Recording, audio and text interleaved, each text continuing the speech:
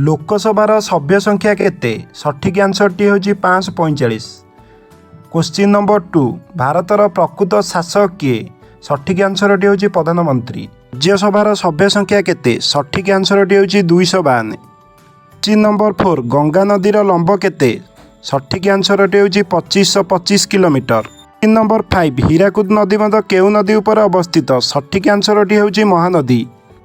Question number 6 ओडिशार केतोटी पड़ोसी राज्य अच्छी सठिक आंसरटी होची 4टी। क्वेश्चन नंबर 7 ओडिशार राजधानी भुवनेश्वर केबे हैला सठिक आंसरटी होची 1949 मसीहा। क्वेश्चन नंबर 8 ओडिशार क्षेत्रफल केते वर्ग किलोमीटर सठिक आंसर होची 1,55,707 वर्ग किलोमीटर। क्वेश्चन नंबर 9 भारतर सर्वाधिक साक्षर राज्य किए सठिक आंसरटी होची केरल। क्वेश्चन नंबर 10 राज्यसभा किए अध्यक्षता करती यार सठिक आंसरटी जनाथिले आपण कमेंट बॉक्स रे कमेंट करंतु।